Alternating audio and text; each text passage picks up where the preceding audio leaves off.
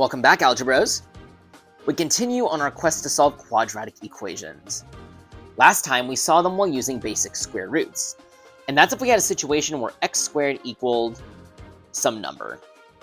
But that's not always the case that we're going to have. We saw factoring strategies last week, and now we're going to use those in order to help us solve quadratic equations. What that's going to look like is a binomial times a binomial, or in some case a term times a binomial.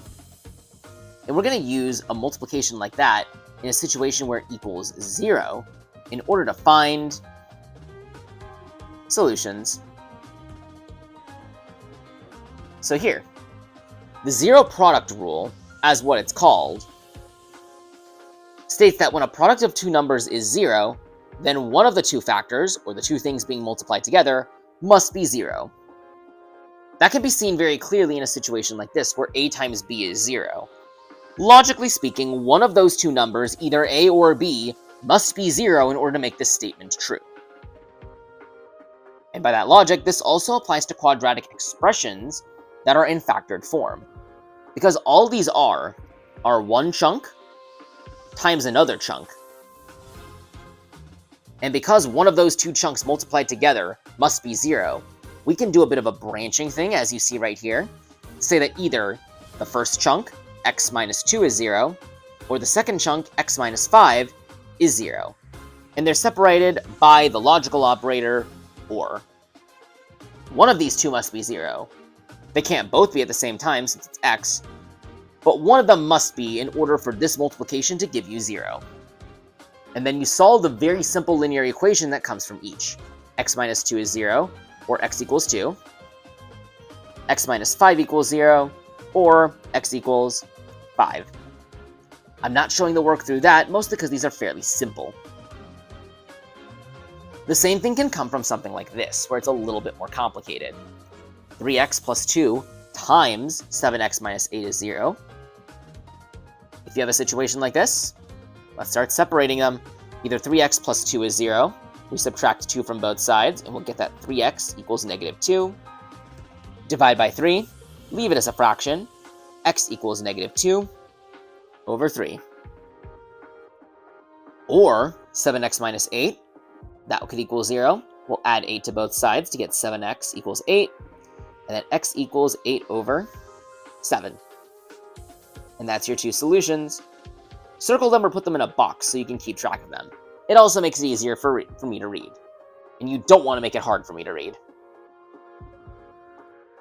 However, sometimes we're not given that factored form right out the gate. Sometimes we have a full trinomial as such, and we need to solve it into factored form before we find a solution. Now, square roots can't work here because we have this extra 2x term. So here, we must use the factoring strategies that we've learned. We've seen two major ones, which is either pulling a common factor, or it was the sum product rule. In this case, since we have three different terms of three different types, we're going to need to follow the sum product, especially considering that our lead coefficient is 1. So what two numbers add together to give 2 and multiply together to give 1? If you do a little bit of mathing right there, you'll get that they're going to be 1 and 1. So here, x plus 1 times x plus 1 will equal 0. Split those off, you'll get that x plus 1 equals 0. Or the exact same thing, x plus 1 equals 0. We don't need to do this twice, as this is something we call a double root, where we have exactly one solution. It's the answer of x plus 1 equals 0. Or in other words, x will equal negative 1. Long story short, you sometimes have to perform factorization, as we've done before you can do the zero product rule.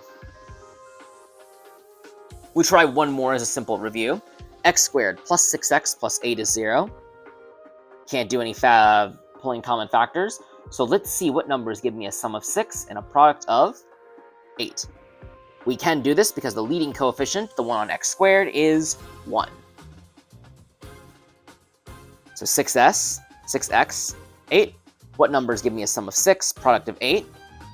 We could try 1 plus 8, or 2 plus 4, 2 plus 4 is the one that gives me 6. So it's going to be x plus 2 times x plus 4 equaling 0. Both of these will split off.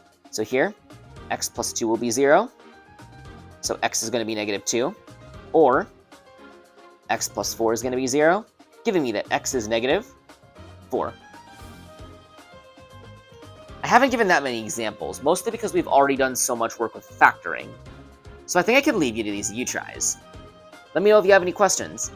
It's actually kind of mind-blowing that something just as simple as like multiplying to give 0 yields something so powerful. The next lesson we do after this, I promise you, will be even more powerful. Stick around and find out.